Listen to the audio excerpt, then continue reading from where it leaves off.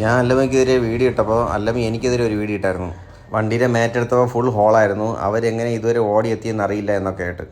ഈ വണ്ടിയിൽ തുരുമ്പുള്ളതുകൊണ്ടാണ് വണ്ടി നേരത്തെ പണിയാൻ കൊടുത്തത്. കാരണം എനിക്ക് 2025 ഓഗസ്റ്റിലാണ് എനിക്ക് വണ്ടിയുടെ ടെസ്റ്റ് വരുന്നത്. ഇത്രയും മുന്നേ ഞാൻ അവന് പണിയാൻ കൊടുത്തെങ്കിൽ ഈ തുരുമ്പായോണ്ടല്ലേ അവന് ഞാൻ നന്നാക്കി കൊടുത്തത്. ഇതിലൊരു കാര്യം എന്ന് പറഞ്ഞാൽ ഫ്ലോറിൽ മാത്രമേ തുരുമ്പുള്ളൂ, വേറെ ഒരിടത്തും തുരുമ്പില്ല. ആ സമയത്ത് അതും പറഞ്ഞ് എനിക്കൊരു വീഡിയോ അവ എടുത്ത് അയച്ചു തരുകയും ചെയ്തു. ബ്രോ ഇത് മൊത്തം പോയി ബ്രോ.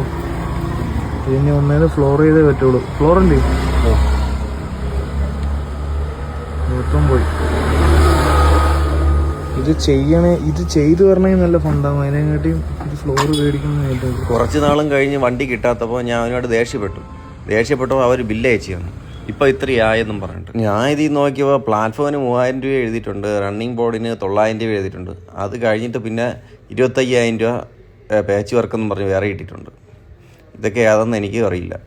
പിന്നെ അതാ പെയിൻറ്റിന് തന്നെ 25,000 രൂപ, അത്രയ്ക്കുള്ള പെയിൻറ്റും അടിച്ചിട്ടില്ല. ഈ ഡേറ്റിലാണ് ഞാൻ അവന് വണ്ടി പണിയാൻ കൊടുത്തത്. അഡ്വാൻസ് 30,000 രൂപ. അത് കഴിഞ്ഞ് സെപ്റ്റംബറിൽ ഒരു 10,000 രൂപ, അത് അവൻ്റെ പെങ്ങളുടെ പേരിലാണ് വാങ്ങിച്ചത്. പിന്നെ വണ്ടി എടുക്കാൻ പോയപ്പോൾ ഒരു 60,000 രൂപ, അവൻ നടുറോഡിൽ നിന്ന് ബഹളം ഉണ്ടാക്കി 60,000 രൂപ മേടിച്ചു. എനിക്കെതിരെ അവൻ ഇട്ടിരുന്ന വീഡിയോ എല്ലാം അവൻ ഡിലേറ്റും ചെയ്തു. സത്യം ആരുടെ അടുത്താണെന്ന് അവന് മനസ്സിലായി. ഒരു കാര്യം പറയാൻ മറന്നു, കല്ലറയിലുള്ള ഈ അല്ലമ്മിയെ പോലെ എല്ലാ അല്ലമ്മിമാരും മോശക്കാരല്ല കേട്ടോ, നല്ല അല്ലമ്മിമാരും ഉണ്ട്. ഇനിയുമുണ്ട് അല്ലമ്മയുടെ ലീലാവിലാസങ്ങൾ. നമുക്ക്